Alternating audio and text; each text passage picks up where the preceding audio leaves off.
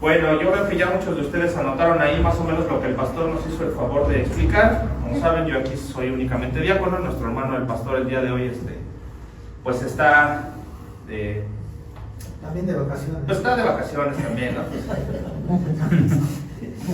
No, ya ven que de vez en cuando le doy yo un tiempo, ¿no? Nos apoyamos mutuamente y bien. Entonces, básicamente tenemos una división que creo que todos o la mayoría conocemos.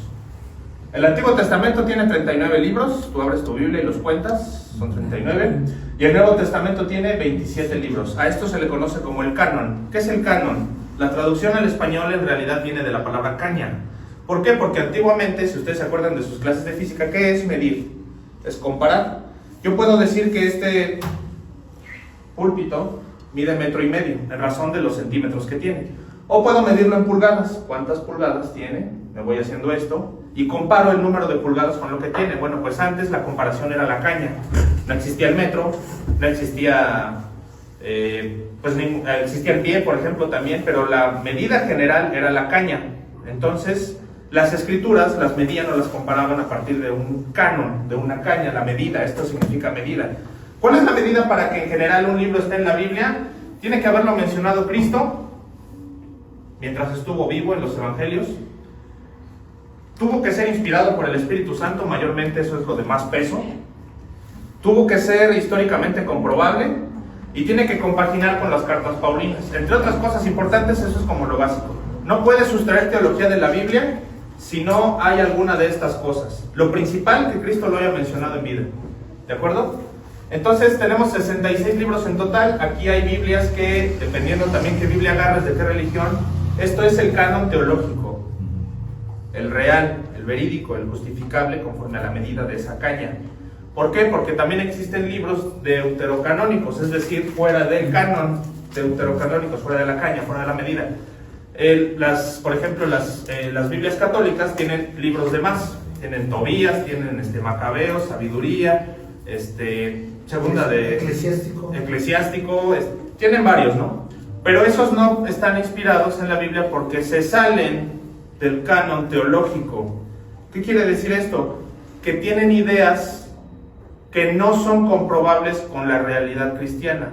Por ejemplo, no me acuerdo si es Eclesiástico o Sabiduría, pero es uno de esos dos, que dice que podemos orar por los muertos y para sacarlos del purgatorio, que no existe el purgatorio, se pone un pescado abajo de la cama y el alma sale del infierno. ¿Eso se puede?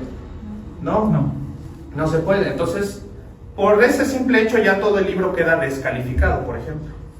Otros libros más no solo hablan del orar por los muertos, no solamente hablan por ejemplo, de pararse de cabeza, o sea, rituales. Cuando algo te imponen que está fuera del canon bíblico, que se sale de la gracia, ya no aplica. Cuando necesitas algo más para ser salvo que no sea Cristo, entonces Cristo ya no es suficiente y automáticamente queda descalificado ese libro de la Biblia también. ¿Por qué? Porque la Biblia, ¿qué nos dice? Sola gracia, es decir, el regalo de Dios a los hombres. Solo Cristo, nada más. Sola Escritura, ¿qué más? Sola fe y otra, la más importante. Bueno, falta uno, solo Escritura.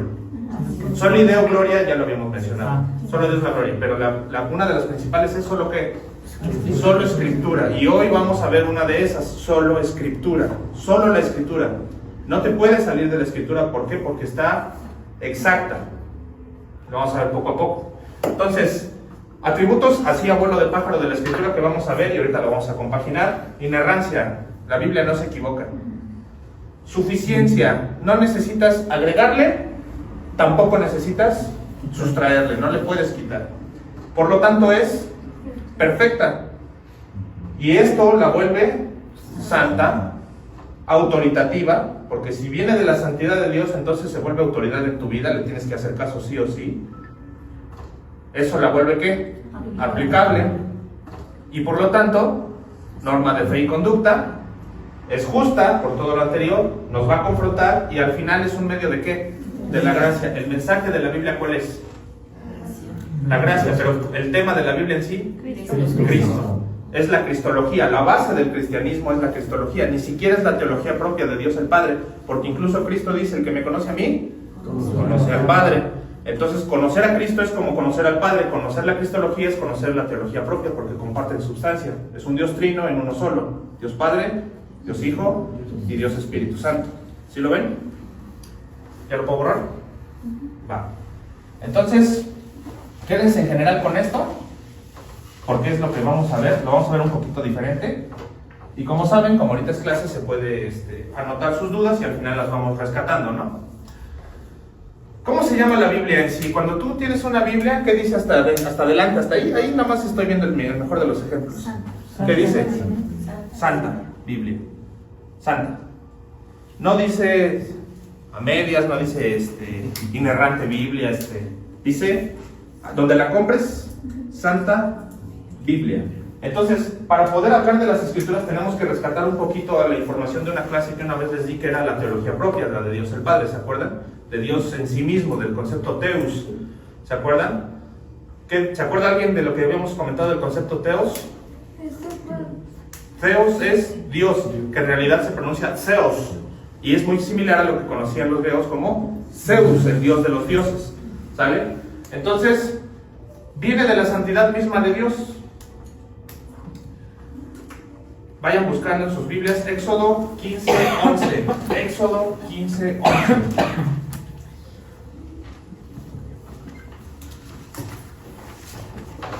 Éxodo 15:11. Y dice: ¿Quién como tú, oh Jehová, entre los dioses, con D minúscula?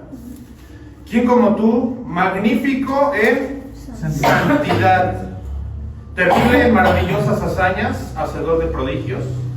Luego Éxodo 28:36, ahí mismo más adelante en el 28:36, dice así.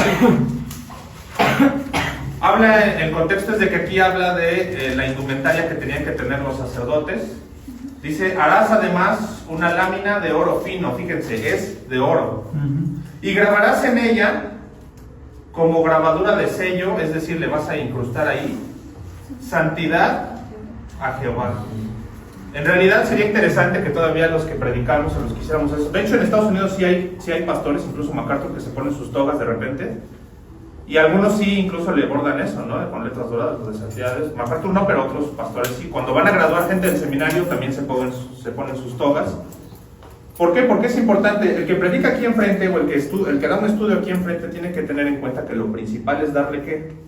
Santidad a Jehová. De hecho, en muchas de las iglesias por eso ponen afuera con letras doradas, no de oro porque se las roban, pero sí letras troqueladas, santidad a Jehová. ¿Por qué? Porque el principal atributo de Dios, ¿cuál es?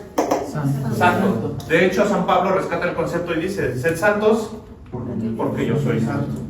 Lo que más se le exige al cristiano es conservar su estado de pureza, es decir, de santidad. Y recuerden que el concepto de santidad no tiene que ver con una figura de arcilla pintada, barnizada, no. Santo se traduce en realidad como ¿qué?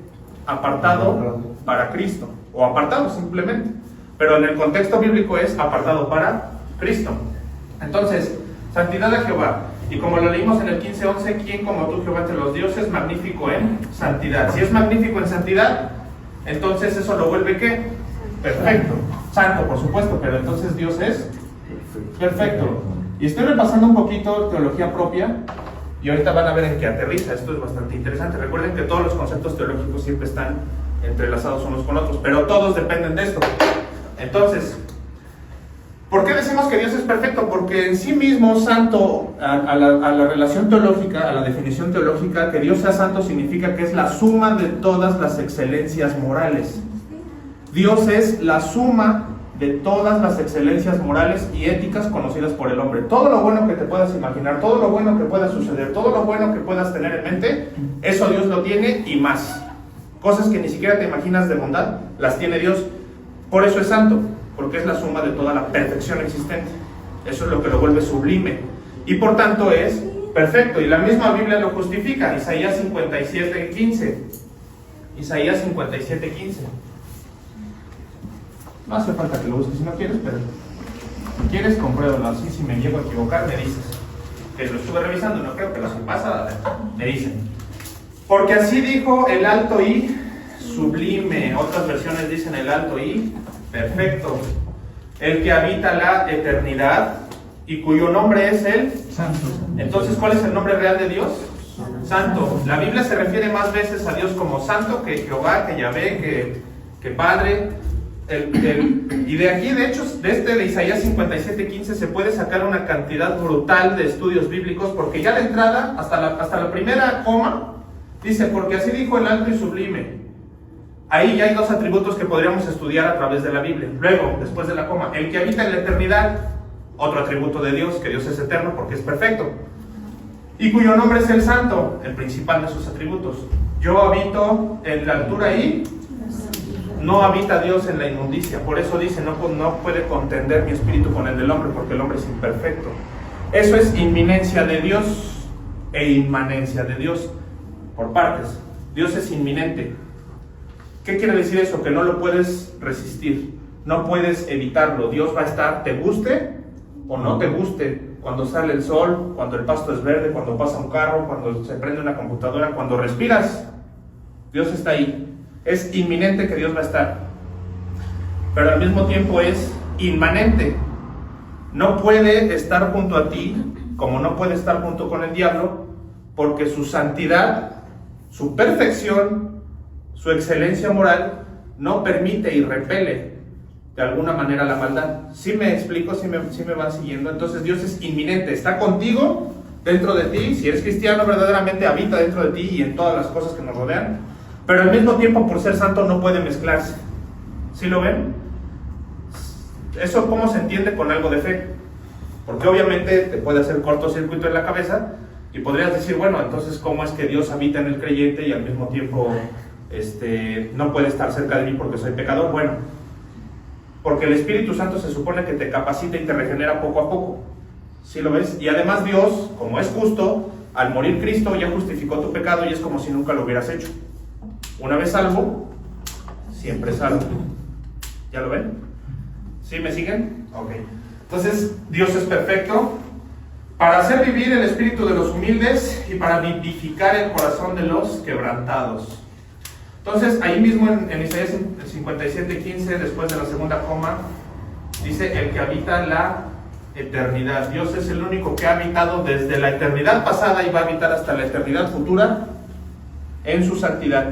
Dios ya preexistía antes de la creación del universo, por su propia santidad, por su propia potencia, por su propia potestad. Ya existía Dios antes de que esta tierra fuera creada. Y se va a acabar esta tierra y Dios va a seguir siendo eterno. Para Dios no existe el tiempo, Dios es atemporal. Porque si Dios estuviera sujeto al tiempo, entonces Dios ya no sería Dios, ya no es todopoderoso, porque si el tiempo tiene gobierno sobre él es porque algo más superior a él tendría gobierno. Y en realidad Dios no tiene mayor gobierno que él mismo. Pero curiosamente, sí hay vamos a decirlo así, espero que me dé a entender, así lo explican en el seminario. Sí hay algo a lo que se sujeta a Dios. ¿Qué es?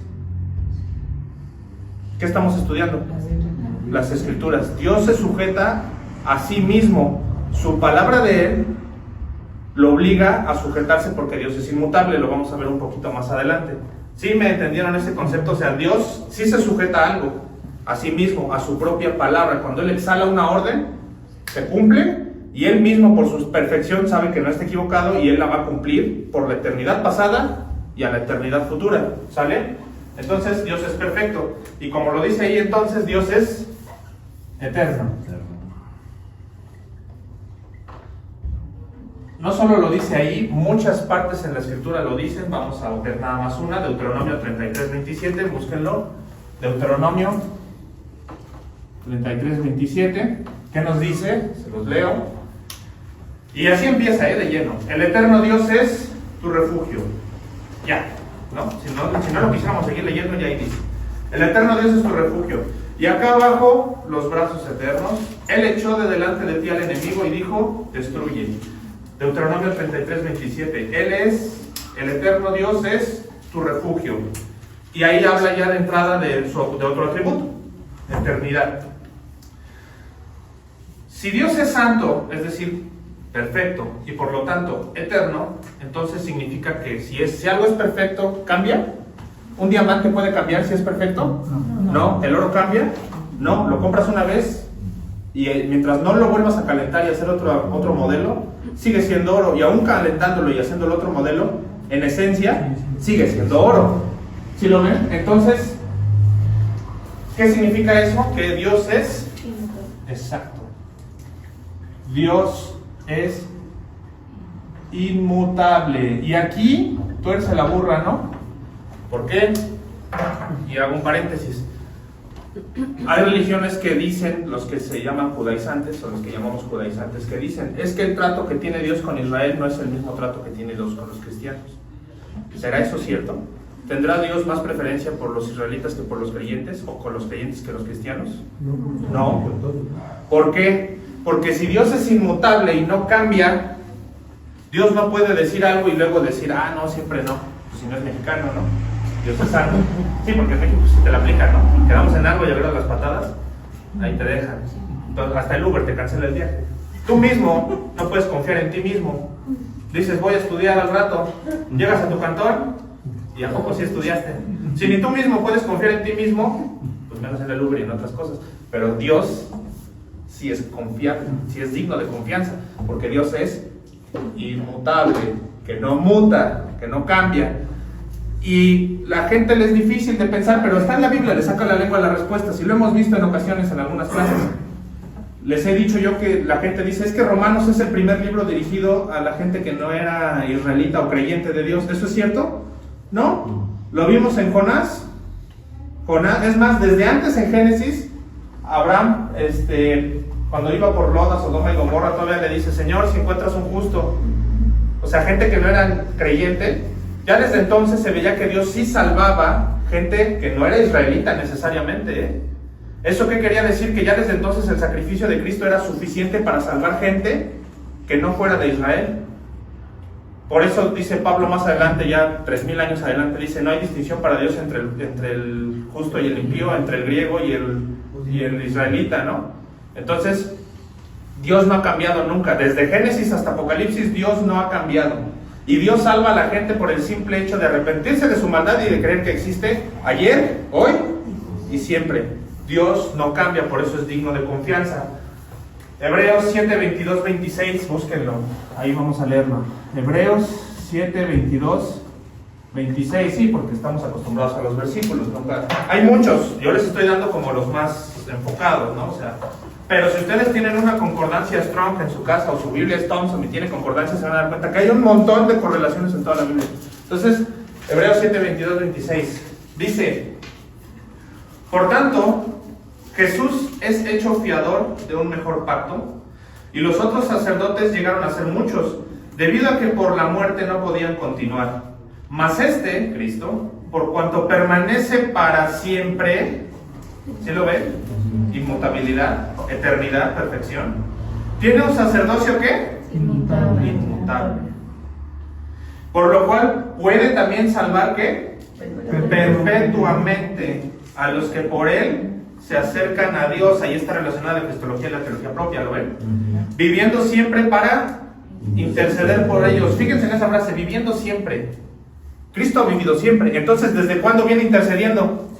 Desde antes de que tú nacieras, de que yo naciera, desde la eternidad pasada de que Él llegara a ser sacrificio vivo, Él ya estaba intercediendo. Aquí está. ¿Por qué? Porque Dios ¿qué? No cambia. Cristo no cambia, la teología propia no cambia. Por eso es que la Biblia es perfecta. Porque se aplica ayer, desde antes de que se creara, ya estaba dicho, hoy nos aplica, y en el futuro, pasado el Apocalipsis, nos va a seguir rigiendo. Dios, viviendo siempre para interceder por ellos, porque tal sumo sacerdote nos convenía. ¿Qué dice? Santo. Todo, así ven cómo se están relacionando todo en un solo versículo. Santo, inocente, sin mancha, apartado de los pecadores, y hecho más sublime, perfecto, que los cielos. Esta deberían de tenerla al llavazo. Cuando alguien les pregunte quién es Dios, cómo es Dios, Hebreos 7, 22, 26 mata todo de tajo. Toda la teología que pudiéramos estudiar acerca de la teología propia viene ahí, ¿ya se dieron cuenta? Entonces, fíjense cómo una cosa nos lleva a la otra. Y explico. Dios es santo. Quiere decir que es perfecto. Quiere decir que es eterno y quiere decir que es inmutable.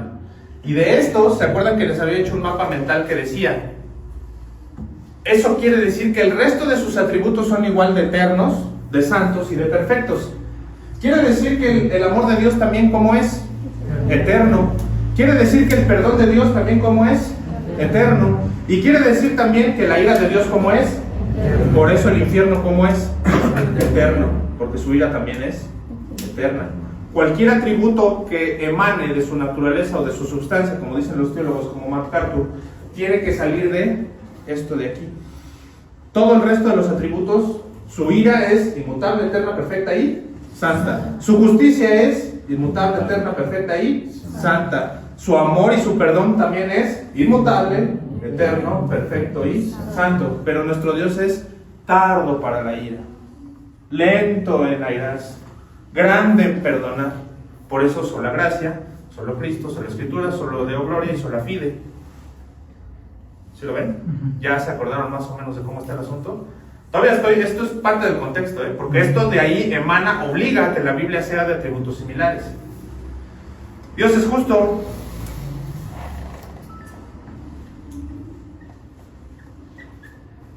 Por supuesto, porque si no tuviéramos un Dios justo, esto se viene abajo. Esto no es sin esto y esto no es a su vez sin esto. Dios es justo, acuérdense, reparte con rectoría, con distribución y con retribución.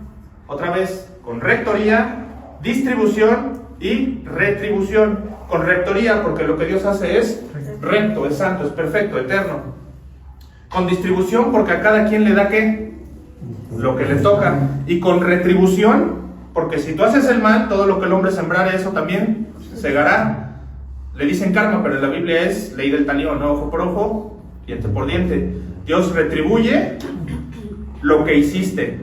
No te puedes escapar, porque entonces la justicia de Dios ya no tendría razón de ser. Si tú haces el mal, si tú siembras un durazno, ¿por qué esperarías manzanas? Si tú siembras amor, ¿qué vas a cosechar? Pero si te andas peleando con todos, si tienes broncas con los vecinos, si tienes broncas con tu jefe, si no quieres a tus hijos, si no quieres a tu esposa, ¿qué vas a cosechar? Si eres un ebrio, pues Dios no te va a dar vida eterna, te va a dar un cáncer en el hígado porque eres un borracho. Si fumas demasiado, ¿qué va a pasar? También te va a dar algo. Pero si haces ejercicio, si te cuidas, si amas a tu esposa, si oras antes de las comidas, si bendices los alimentos, si procuras tener alimentos limpios, ¿qué va a pasar? Vas a cosechar salud. Lo mismo pasa en el mundo espiritual. Cosechas porquerías, siembras porquerías, cosechas porquerías.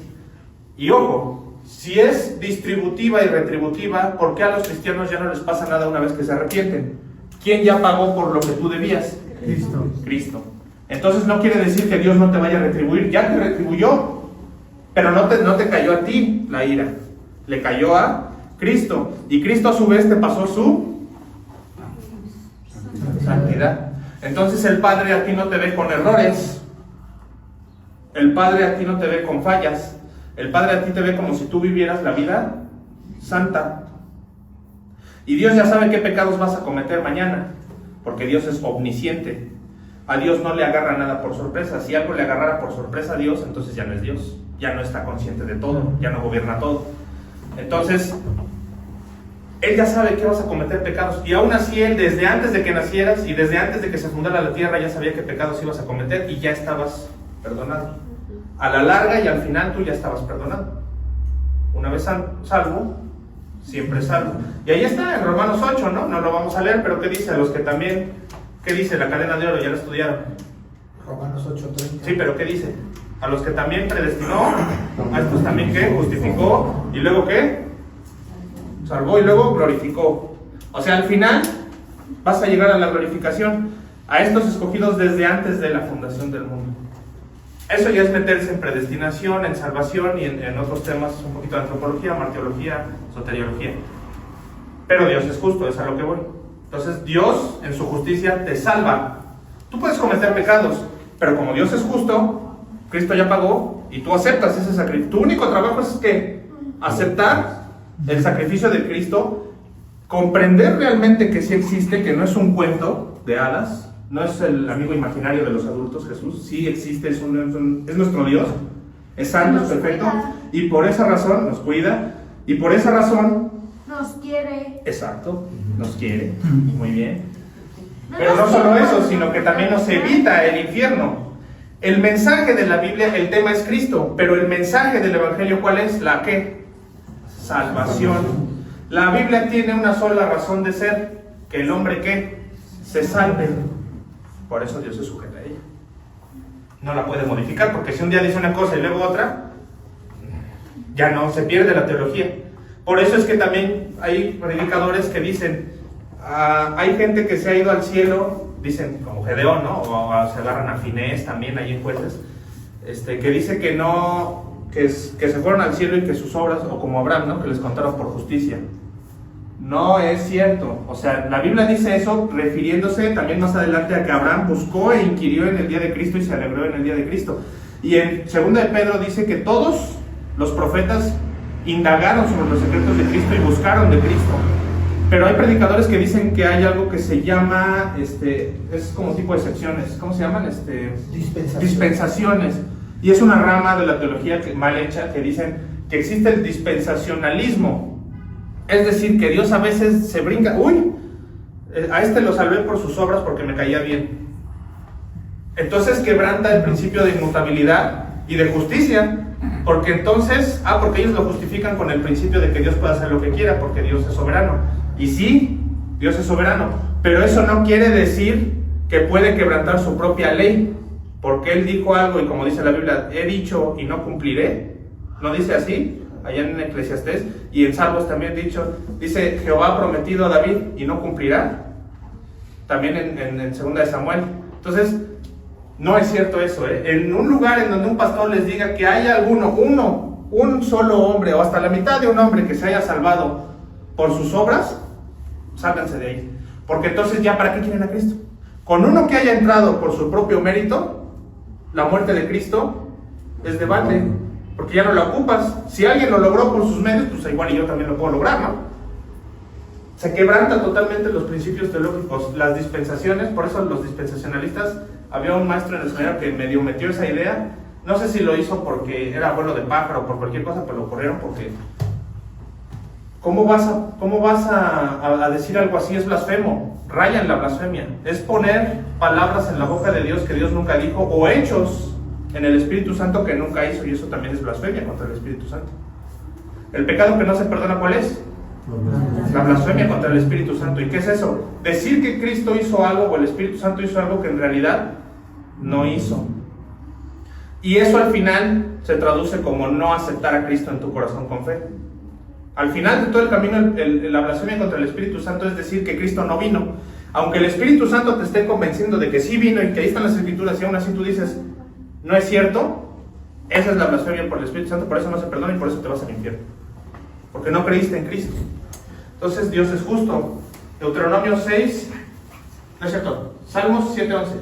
Salmos 7:11. ¿Vale? Salmo 7:11. Dice, y ahí entra de lleno otra vez. Las citas bíblicas son así, tajantes. Dios es juez justo. Y Dios está airado contra el impío, ¿qué? Todos los días. No hay día en el que no despierte el borracho, el golpeador, el usurero, el tahúr, el truán. No hay día en que el que estafa no se despierte y no tenga encima de él la ira de Dios. Que Dios sea lento para la ira y todavía no le ponga sus patadas es otra cosa. Pero su ira eterna y santa y perfecta ya está sobre de él. Mientras no se arrepienta y él no quiera cambiar su vida, porque es su responsabilidad personal cambiar, Dios está airado. ¿Sí lo ven? Otra. Ahí mismo en los Salmos, el 97 del 1 al 6. 97 del 1 al 6. Dice, Jehová reina, regocíjese la tierra, alégrense las muchas costas, nubes y oscuridad alrededor de él. Justicia y juicio son el cimiento de su trono.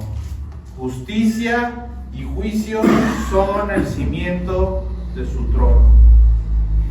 ¿Sobre qué está basada la santidad de Dios? Sobre la justicia. Fuego irá delante de él y abrazará a sus enemigos alrededor. Sus relámpagos alumbraron el mundo. La tierra vio y se estremeció. Los montes se derritieron como cerca delante de Jehová, delante del Señor de toda la tierra. Los cielos anunciaron su ¿qué? Justicia. Y todos los pueblos vieron su gloria. Ahí se repite constantemente ¿qué? La base de la santidad de Dios no es que Dios sea arbitrario, cambiante. ¿Ya vieron cómo se liga todo? Todo siempre está enmarañado. Y la mayoría de las citas que estamos leyendo, y por eso escogí estas, hay muchas, pero estas son como las que más sólido dejan la teología. Dejan firme que Dios es esto.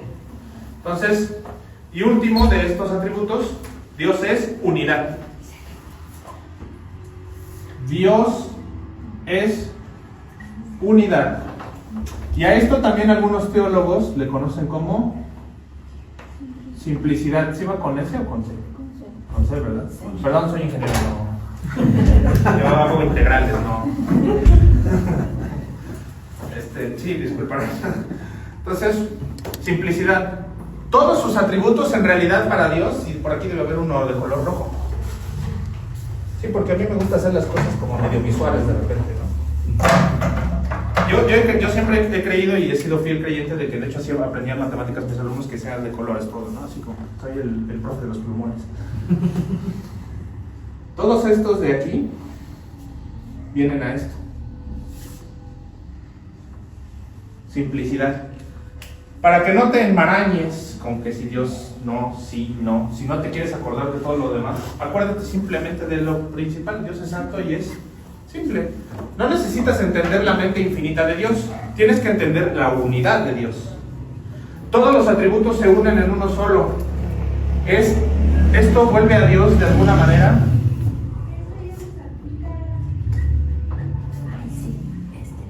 indivisible.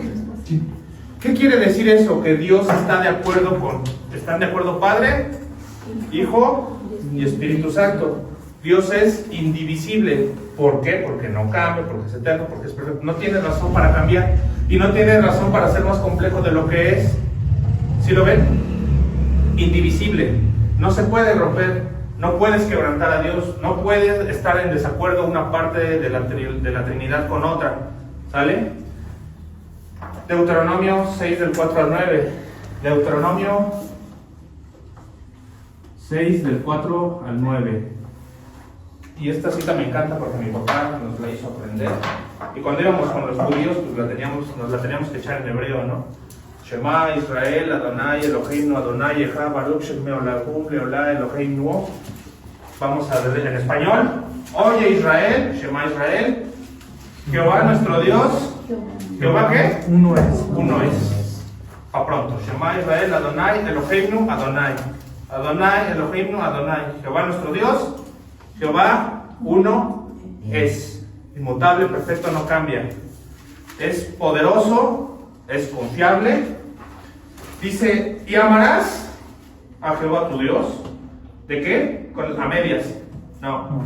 De todo tu corazón y de toda tu alma y con todas tus fuerzas. Y estas palabras que yo te mando hoy estarán sobre tu corazón y las repetirás a tus hijos y hablarás de ellas cuando estás en tu casa y andando por el camino y al acostarte y cuando te levantes, y las atarás como una señal en tu mano y estarán como frontales entre tus ojos y las escribirás en los postes de tu casa y en tus puertas. A donde quiera que vayas yo voy a estar. Soy imposible de huir de mí, es lo que está diciendo Dios.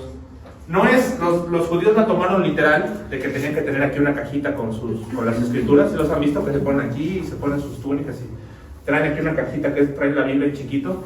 Y literal en los postes de las casas y los negocios tienen una Torá chiquita, un rollo chiquito de la Biblia. Ellos lo tomaron literal.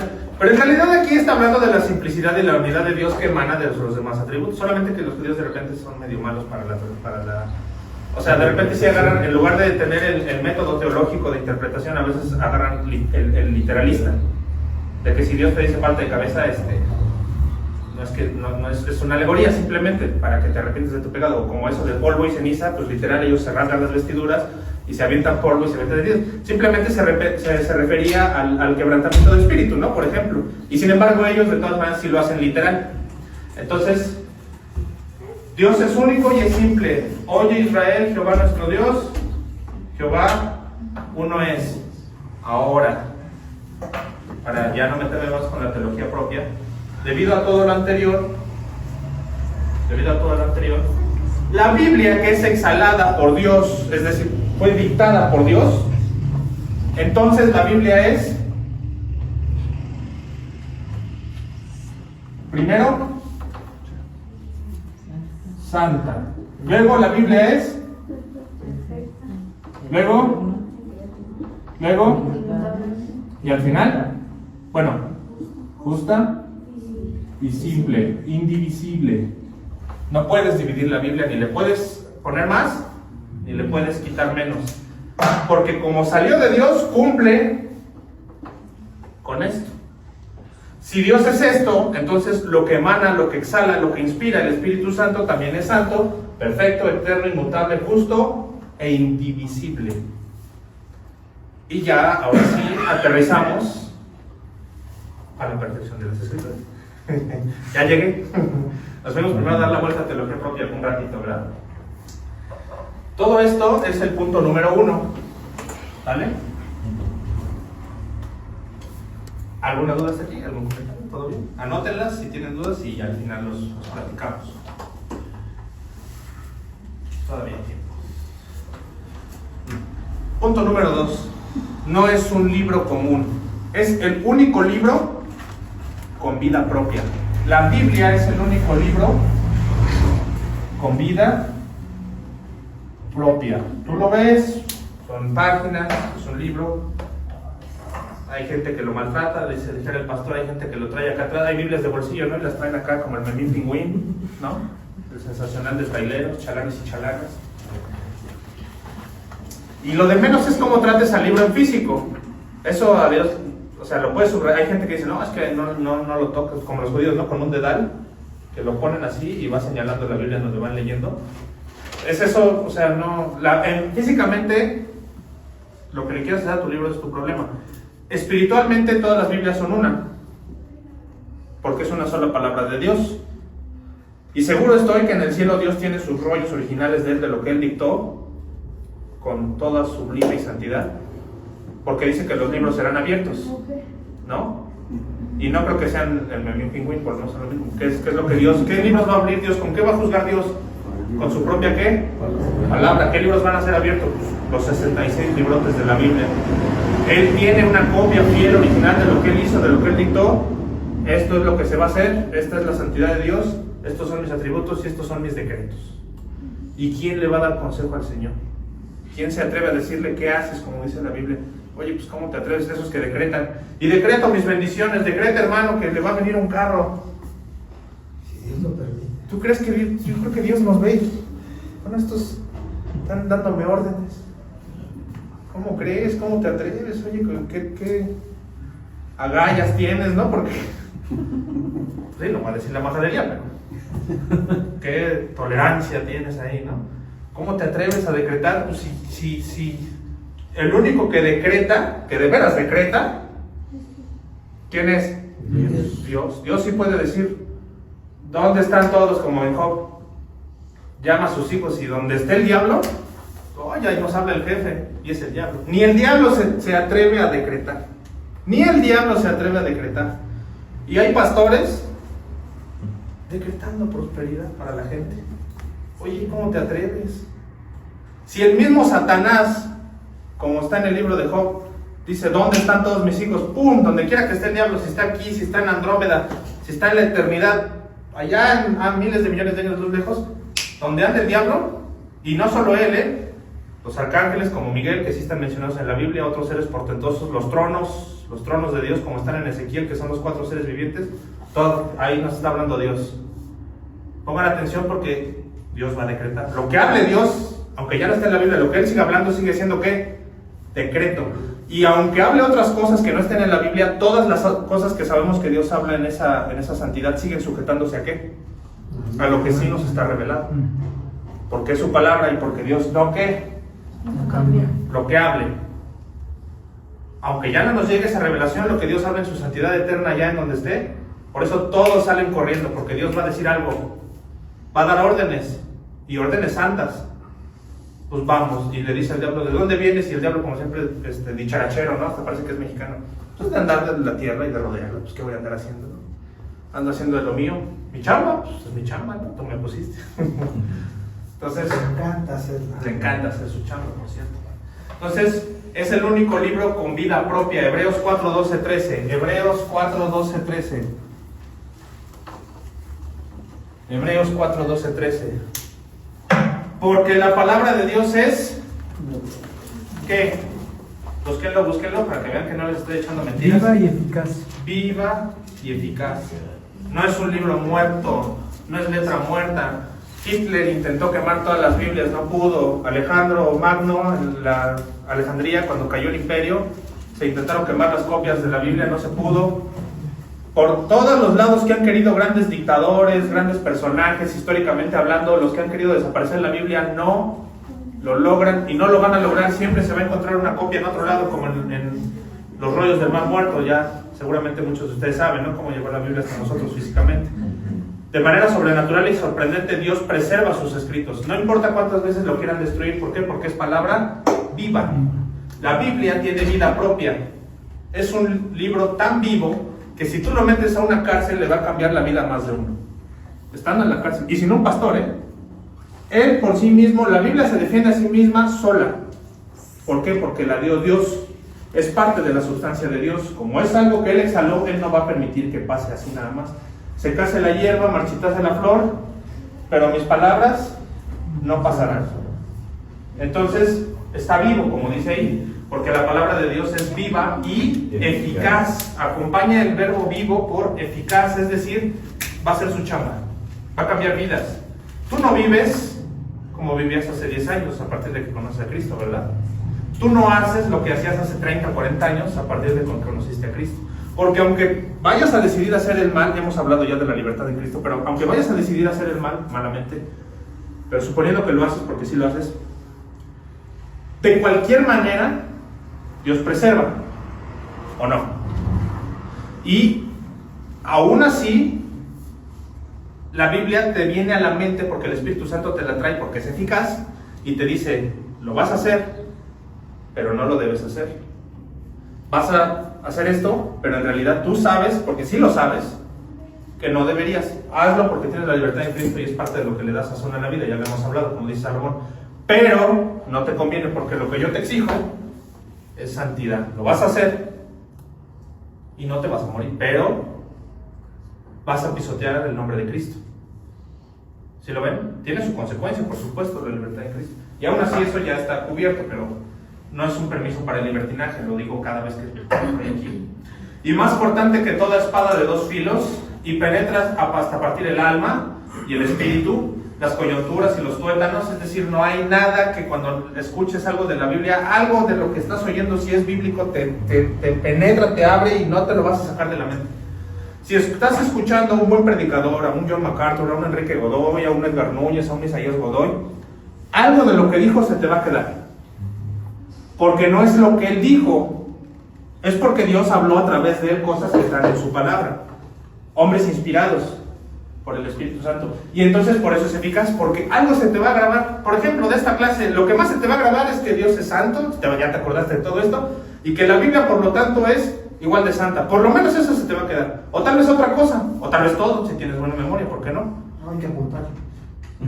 Yo no quiero apuntar. Yo a veces no apunto, pero yo tengo muy buena memoria fotográfica, confieso. ¿A mí me puede dar Alzheimer? Sí, no, se me da ya. Y aún a los que les da Alzheimer, han visto que no han visto testimonios que de lo que más se acuerdan de qué es. Cristo. Porque, y se cumple, y se mueren sabiendo, se les olvida respirar, pero lo que no se les olvida es que hay un Dios. Y ahí está la esposa del pastor Chavero, en Remanente, que murió con Alzheimer, pero de lo que sí se acordó hasta el final de sus días es de que Cristo vive. ¿Por qué? Porque la Biblia dice, mis palabras no pasarán. Todo lo demás va a pasar, incluida tu mente. Pero las mías, mis palabras, lo que es para salvación, no va a pasar. Por eso, aunque te dé Alzheimer, es lo bueno de saber teología, que yo, si me llega a dar Alzheimer por X o Y, sí me voy a acordar de esto. Entonces todavía voy a poder servirle a Dios. Todavía le voy a poder servir a Dios. Antes bien, háblese las intenciones del corazón, y no hay cosa creada que no sea manifiesta en su presencia. No habla de Dios, habla de la presencia de ¿quién? de la Biblia. Cuando tú la lees, se manifiesta. Antes bien, todas las cosas están desnudas y abiertas a los ojos de aquel a quien tenemos que dar cuenta. ¿Y cómo vas a dar cuenta? ¿Se acuerdan que un día un hermano nos preguntaba, ¿no? ¿Cómo van a juzgar a los aztecas, a los mayas si no conocían la Biblia? Igual. Ahí está. No hay cosa creada manifiesta que no se manifiesta en su presencia. ¿De quién? De la Biblia. Los libros fueron abiertos. ¿Qué libros? Los libros de la Biblia. ¿Se lo ven? Palabra viva que tiene conciencia de sí misma, porque es palabra de Dios, está viva y genera conciencia. ¿Sí? 3. Dios es el autor de la Biblia. Dios es el autor. Y ustedes dirían, pues a la luz de todo esto ya es paja decirlo, ¿no? Pero no, hay gente que sí dice que la escribieron los hombres, y te lo explico. Dios es el autor de la Biblia. No fue San Pablo, no fue San Pedro, no fue Mateo, no fue Lucas el médico, no fue Samuel, no fue David, no fue Salomón. ¿Quién es el autor de la Biblia? Dios. Dios la exhaló, Dios la dictó a hombres santos apartados para Él, y ellos escribieron lo que el Espíritu les daba a que escribiesen. Pero si tú le preguntas a alguien, ¿tú de veras crees que toda la Biblia la escribió Dios? ¿Qué te va a decir? Pues la escribieron hombres a través de la época, o algunos los más espirituales. No, es que Cristo fue un gran maestro, entonces estamos muy elevados. Un iluminado, un gran iniciado, ¿no? Lo que dicen los masones, el primer gran iniciado.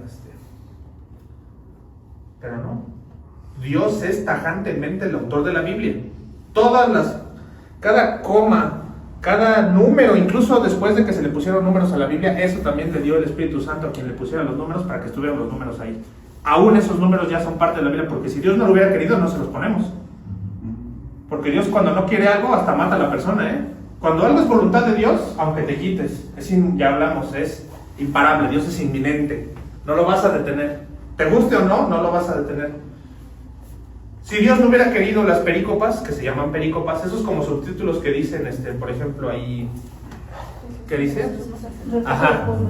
Esos subtítulos se llaman perícopas. Se las pusieron con el tiempo para saber identificar rápidamente, como una especie de índice, para ver más o menos dónde estaban las cosas. Porque antes la Biblia ni tenía números, ni tenía títulos, ni tenía perícopas. Entonces, para encontrar un versículo, que no existía el concepto versículo, y luego eran rollos de piel de camello, entonces imagínate para andar buscando más o menos por dónde era. Y si tenías mala memoria, pues ya te cargó, ¿no? Entonces alguien, inspirado por el Espíritu Santo, dijo, ¿y qué pasa si le ponemos números, versículos, capítulos y perícopas? Langstrom. Y Stein. Y por ahí, había un griego, que fue discípulo de Pablo, que ya más o menos tenía ese concepto. Era de Antioquía, un fulano de tal de Antioquía, pero no me acuerdo. Luego Policarpo, pero bueno, eso ya es historia cristiana. Que un día me gustaría darles un poquito de historia cristiana para que habláramos de los padres de la fe. Policarpo, fulano de Antioquía, y digo el fulano porque no me acuerdo, era discípulo de Pablo también. Hay varios, ¿no? O sea, y bueno, eso es punto y aparte. Pero Dios es ese autor de la Biblia, aún de lo que pasó después de que ya se había cerrado el canon. ¿Sale? Cuando Dios no quiere que pase algo, no pasa. Y de veras que hemos hablado mucho acerca de testimonios reveladores así. Entonces, como yo, que no tenía trabajo, el día que Dios me quiso dar trabajo, me lo dio de lleno así, y en menos de 4 días yo estaba contratado. Cuando Dios quiere algo, aunque te quites.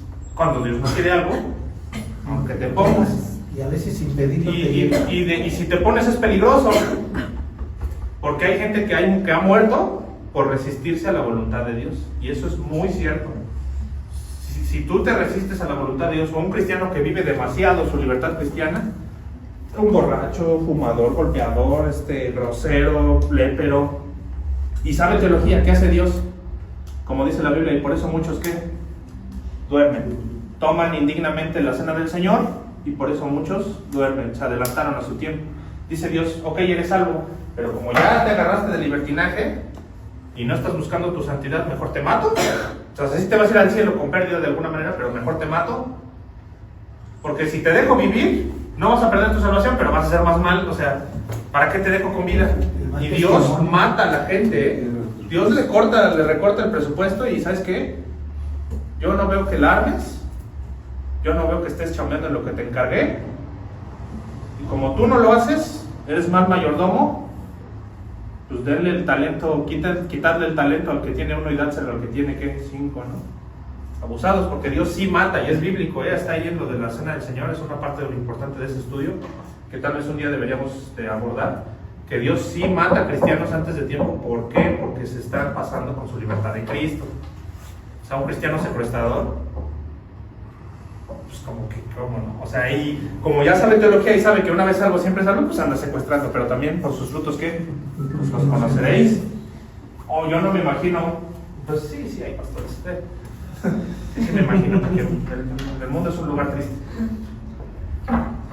Él dictó a hombres escogidos a través de las épocas por medio de la inspiración del Espíritu Santo. ¿Dónde dice? Segunda de Pedro 1:21. Segunda de Pedro 1:21. Toda la Biblia la hizo Dios, no hay excepción. Todo, una coma, una tilde, el más mínimo detalle, lo dictó Dios. Segunda de Pedro 1:21. Dice, porque nunca la profecía fue traída por voluntad humana, sino que los santos hombres de Dios hablaron siendo que inspirados por el Espíritu Santo. Y de esta cita también sale una cantidad brutal de estudios bíblicos, solita, Primer punto, porque nunca la profecía fue traída por voluntad humana, o sea, a Dios le valió un cacahuate si la queríamos o no. Como Dios es inminente, dijo, ahí les va. No era, nosotros por naturaleza, ¿qué buscamos? ¿Para qué estamos hechos? El pecado original que nos hace hacer la carne, solamente estás ¿qué? Pecando. Sin Cristo lo único que puedes hacer es ser esclavo del pecado, como está escrito. Por esa razón era imposible que el hombre escribiera la Biblia, porque como estás desde nacimiento eres malo, el ser humano de nacimiento es malo, y estás condenado desde que naces, porque ya traes el pecado original, el que cometió Adán. Por esa razón no podía ser voluntad nuestra traer la Biblia. ¿Sí lo ven? Entonces, un hombre no pudo decir, yo ya amanecí bien inspirado, ahorita voy a escribirme los salmos. ¿Ustedes creen que así le pasó a David? No, él tenía el Espíritu Santo y estaba agradecido con Dios en sus momentos de batallas difíciles y se ponía a hacer poesía en razón de eso. Y poesía teológica, porque de los salmos sí puedes sustraer teología. No son alabanzas de Oquis nada más, son teología, son alabanzas con teología. Entonces, sino que los santos hombres de Dios, santos, hombres apartados para Cristo, hablaron siendo inspirados por el Espíritu Santo. ¿Quién exhaló esa santidad? El Espíritu Santo, que como su nombre lo dice es santo. Parece redundante, ¿no? Pero es para que vean que todo está entrelazado. Segunda de Timoteo 3:16, y esta hay que tenerla siempre al llavazo. Segunda de Timoteo 3:16. ¿Por qué hay que tenerla siempre al llavazo? Porque es como que el salvavidas, ¿no? Cuando alguien te pregunta, bueno, ¿y la Biblia qué? Sin lugar a dudas, ahí ese versículo nos dice que 3, ¿qué puse? 3:16, sí. 3:16. ¿Qué dice? Toda escritura. Ya de entrada, toda escritura. Desde Génesis hasta Apocalipsis, toda escritura. ¿Es qué? Inspirada por Dios y útil para enseñar, lo que hacemos aquí. En el caso de ustedes, para aprender, para corregir, para instruir. ¿En qué? Justicia. Ya vieron. Si tienes al llavazo 2 de Timoteo 3:16, todo lo demás sale en automático, si sabes correlacionar la teología. Toda la escritura es inspirada por Dios. Toda la Biblia la escribió Dios. No hay un pedazo que un ser humano haya dicho, pues hoy amanecí de buenas, vamos a ver si me aviento ahí algo. Por eso es que los libros deuterocanónicos no son inspirados, porque no contienen teología. O aparentan tenerla, pero con un punto de ese libro que ya no coincida con lo demás, se acaba. Y aparte Cristo no mencionó lo del pescado, ¿no? Por ejemplo. O sea, es raciocinio. Tengo 5 minutos. Sí, el cuarto punto, así a buscar. La Biblia tiene una sola interpretación.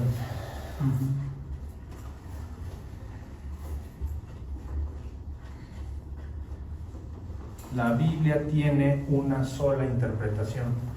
Yo no puedo agarrar la Biblia y decir, es que yo creo que quiso decir Dios esto, o a mí me dijo Dios esto, o yo pienso que aquí lo que quiere decir Cristo es... Qué peligroso esa frase. Imagínense esto, en el día del juicio, esos pastores chuecos le van a poner su grabación a esos ministros y va a decir, yo pienso que lo que Cristo quiso decir es, con ángeles, con demonios y con la iglesia a la que predicaban. Por decir, yo pienso que lo que dijo Cristo es, o yo interpreto esta parte como... No. Dios no le dio un mensaje a cada quien, ¿eh? Dios no le dice una cosa al pastor y otra cosa a Fede, pero también otra cosa a la hermana, otra cosa a Néstor. No. La Biblia es una, es única, es santa, es perfecta, es inmutable, no cambia, y por esa razón hay un solo mensaje, una sola interpretación. ¿Dónde dice? Segunda de Pedro 1, 19-20. Segunda de Pedro 1, 19 al 20.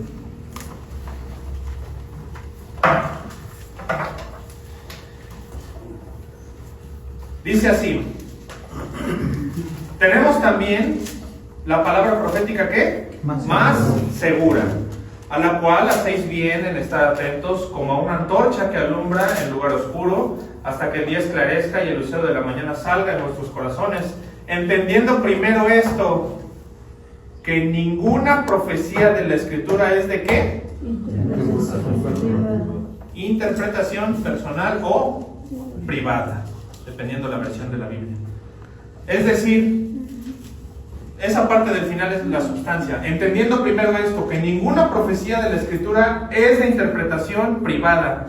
No es que tú la leas y, ay, Dios me iluminó a mí y me dijo esto. ¿Así funciona? No. Hay un método teológico, ya lo hemos estudiado, el pastor ya nos dio ahí un poquito de amarteología. Entonces, de hermenéutica y hasta un poquito de apologética, ¿por qué no? Porque sí lo lleva. Entonces, yo no puedo abrir la Biblia y decir así al pasón, ámense los unos a los otros. Bueno, entonces yo puedo tener una iglesia de homosexuales, porque ámense los unos a los otros. Y el contexto anterior y el contexto posterior, y la historia, y la gramática, y el griego, el lenguaje original, y las traducciones, y la teología, y la interpretación. No, es que aquí dice ámense los unos a los otros, entonces vamos a agarrarnos a besos todos. ¿Sí lo ven? O eso de la dispensación, es que aquí dice que Abraham le fue contado por justicia, sí, pero también más adelante dice que esperaba el día de Cristo. Sacar un versículo de la Biblia a placer y decir, ay, es que este me acomoda. No, es violar la institucionalidad de la Biblia. Dios no se dirige solamente a Víctor y a él. Dios, y con todo respeto, está muy ocupado en su gloria como para traernos un mensaje nada más, o a Víctor o a mí. Dios está ocupado en su gloria, en su plan perfecto, como para bajar y decirme, oye, Abraham, ¿qué crees que tengo un mensaje para ti? ¿Qué crees? Ahí te va. Mañana va a llover a las 4 de la tarde. Dile a la iglesia que venga con paraguas. Ese puede ser un espíritu de adivinación. Es un ejemplo, ¿eh? No te sientas mal. ¿Por qué? Porque hay pastores que dicen, es que Dios me iluminó en sueños y vi. ¿Ah, sí? O sea, Dios se toma la molestia de bajar de su portentosa gloria, que ni los cielos de los cielos sostienen su poder, y viene a decirte nada más a ti. O sea, de todas las personas que pudo agarrar, incluido el Papa, MacArthur, de todos los hombres que hay, a ti de Cuitláhuac, o sea, tú vives en Tlatilco, ¿no? Ahí en la Moctezuma, vives en Tepito, y de todos los lugares en donde Dios se pudo ir a aparecer, dijo, no, pues yo quiero ir al barrio bravo de Tepito. Y al pastor de Tepito fue el que le dijo. Sí, ¿ven? No, es que el maestro Abraham nos dijo que iba a llover a las 4 y es un hombre tocado por Dios. Pues si vive en Tecama, ¿tú crees que Dios va a venir a Tecama? O sea, sí, porque es inminente. Pero... aquí está, ¿no? Dios con nosotros. Pero no me va a venir a decir algo nuevo, porque aparte ya la Biblia, como es perfecta, ya no tiene Dios que agregarle mensaje a nadie de nada. Dios ya no te puede dictar nada, ni te puede mostrar nada de sueños, ni te puede decir cómo es el cielo, ni cómo es el infierno, porque la Biblia ya se cerró. Ya el hecho de que a un hombre Dios le diera un mensaje y se cumpliera, entonces querría decir que no está completa la escritura. Porque si un mensaje es profecía, si un pastor dice recibí revelación de algo que va a venir en el futuro, así sea para mañana y sea que va a llover, entonces a Dios le faltó poner en la escritura que tal día, tal hora, en tal fecha un pastor se va a levantar y va a llover ese día, porque es profecía, es agorero, es un agorero que augura el futuro. ¿Ven? Dios no funciona así. Por eso es peligrosa una iglesia carismática, porque ellos sí dicen es que yo vi, es que yo recibí, es que las lenguas, es que el otro. Bueno, entonces la Biblia, ¿para qué la quieres si Dios te sigue revelando cosas a ti? Si Dios te está diciendo de manera personal cómo vivas tu vida, ¿para qué quieres la escritura? Y eso es lo que pasa justamente. Hacen a un lado la Biblia y le ponen atención a las revelaciones y a las liberaciones. Y la teología, yo creo que si le preguntas a un pastor carismático ¿qué es teología?, lo agarras en curva. Y eso que es el concepto de hasta arriba, ya no meternos en todo lo demás, porque no, se lo comen con sal, y eso es lo que Dios tiene coraje. ¿Cómo se atreven? Y está aquí, y si son pastores se supone que lo saben. Dios no está subordinado a nosotros somos carne y sangre, como dice la Biblia. Entonces no contenderá mi espíritu contra la carne y la sangre, ¿no? De hecho es la razón por la que vino el diluvio. No va a contender, no los voy a soportar, no se los voy a tolerar, no tengo por qué, mi santidad no me da para estar peleándome con ustedes. ¿Sí lo ven? Pues menos les voy a dar un mensaje novedoso así, o sea. Entonces, ninguna parte de la escritura es de interpretación privada. Yo no puedo agarrar la Biblia y decir yo creo que esto es así. No. ¿Sale? Porque Dios es perfecto, solo dio un mensaje para el hombre: Cristo, perdonador de pecados. ¿Para qué quieres saber si va a llover o no mañana si no eres salvo? ¿Para qué quieres augurar el futuro? ¿Para qué quieres sanidad?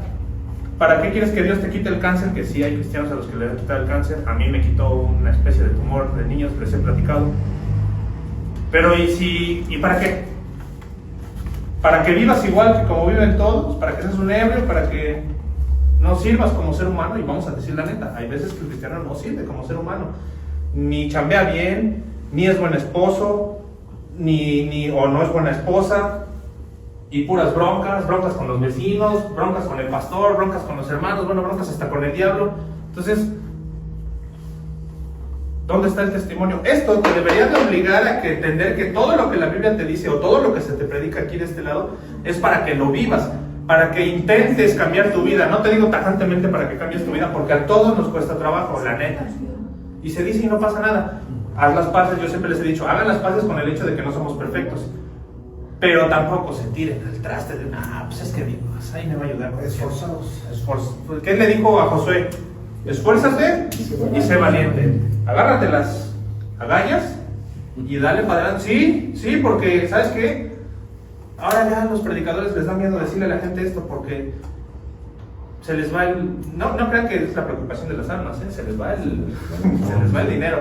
Aquí, a Enrique Godoy, al pastor Edgar y a mí, y se oye feo lo que voy a decir, pero es cierto. Nos vale un cacahuate si se queda 1, 10 o 20. ¿En qué sentido?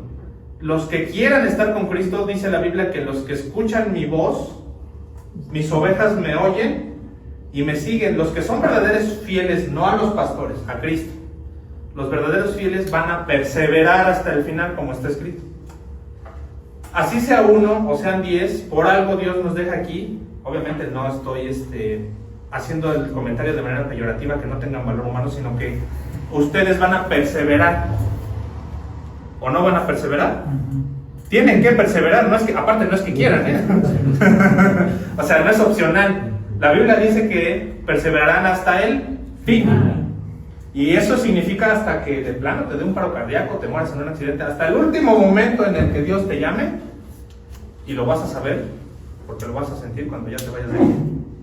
Cuando empieces a abrir tus ojos en el mundo espiritual, porque lo que te apremia es esto. Lo que nos preocupa, o lo que le preocupa a la élite pastoral, si lo queremos decir así, son las almas. A la élite pastoral real. Aquí el dinero es lo de menos. Aquí si no quieren dar un peso no hay problema. Ya bastante hacen los hermanos, por ejemplo, con prestando la casa. Lo demás ya sale. Bendito sea Dios que dan ofrendas y que hasta a mí de repente me tocan. Y una ofrenda que a mí me gusta mucho es la del hermano Andrés con el café, que ahorita ya huele. Yo estoy aquí, entonces desde hace rato me está distrayendo. Un café muy rico. Pero la realidad es que, en esencia, la preocupación es que trates de cambiar. Trata, no te estoy diciendo tajantemente, es que no te voy a agarrar a bibliazos, ni el pastor te va a agarrar a bibliazos, ni Godoy te va a agarrar a bibliazos. En el pasado tal vez, porque yo lo conocí cuando era un pastor todavía más sólido y... no les cuento, pero una vez tuve a Chavero, a Mario Álvarez, a Enrique Godoy y a otro pastor, los cuatro, así enfrente de mí y yo así de chale, porque sí, la neta, sí, igual y sí me la gané, pero qué bueno. Yo soy, por esa razón, más partidario de decirle a la gente, tienes que cambiar. Yo mismo estoy luchando con mi propia carne, ¿por qué no lo harías tú, no? Y aunque supieras, si tuvieras la capacidad de tener toda la teología aquí, de todas maneras, vas a sufrirla porque la tienes que poner en práctica. Aunque tuvieras la capacidad mental de tener toda la información aquí, yo sé que no lo debo hacer, pero... Vive tu libertad en Cristo, pero trata de ser mejor. Ayuda a otros. Y ni siquiera es gravoso. La Biblia dice que, ¿qué dice Cristo? Mis mandamientos no son ¿qué? Gravosos. ¿A qué se refiere? Tu trabajo es nada más salir y decirle, oye hermano, ¿sabes qué? Acércate a Cristo. No te quita nada, Aquí, en China, en el trabajo, en el gimnasio. O si no convives mucho, pues a lo mejor está en redes. Tampoco seas enfadoso, porque también hay cristianos que, ¿no? Y abres el Facebook y, nada más puras cosas de Cristo. O sea, sí, pero está bien, Cristo debe ser nuestro mundo. Pero llega el punto en que puedes llegar a ser enfadoso y tampoco rayes en lo de santurrón, ¿me entiendes? O sea, hay un equilibrio. Sí, predica en tiempo y fuera de tiempo, pero no quieras ir a un bar a predicar porque pues vas a desentonar y te van a aborrecer, como dice la Biblia, porque no es ni el lugar, ni el contexto. Todo tiene su tiempo. Pero ve a una cárcel. No, sí, pásele, ahí que te van a decir, Cristo me puede ayudar, sí. Que yo pago para que lo dejen entrar. Yo le pido dinero a mi familia para que lo dejen entrar. También tú sé sagaz y ve a dónde vas a ir a predicar. No, el que está en una fiesta, en un tuburio, pues no, lo último que está pensando es en Cristo. Pero el que está en una cárcel y le dieron cadena perpetua, o en un hospital, quiere ver si Cristo le hace el milagro de, ¿sabes qué? A ver si el pastor nos contaba, yo conocí a esa persona, yo sé a quién se refería, hace 8 días él contaba del que le robó el banco. Yo lo conocí, yo vi cuando mi papá oraba con él 3 veces al día. Ya falleció, por cierto. No hace falta decir nombres porque hay gente que quizás lo conozca todavía de los que conocemos de ese tiempo. Pero ese hombre, Dios lo rescató y no fue al tambo, y eso que le robó a Bancomer, una cantidad brutal de dinero. Dios sí hace milagros porque Dios es inmutable. Lo mismo le da a Dios abrir el mar muerto que evitar que un hombre vaya a la cárcel. ¿Por qué? Porque Dios pone el querer como la sed en el corazón de los hombres. Puso el querer en el corazón del juez de que no le entamara. Se arrepintió y regresó el dinero. A punta de arrepentimiento y oración. Y regresó el dinero. Y no pasó ya, como si no hubiera pasado nada. Y miren que robarle a Bancomer, a ver, atrévanse. Si al Coppel, ¿cómo no? Si al Coppel, si al Coppel, vaya. Una sola interpretación, hasta aquí le vamos a dejar.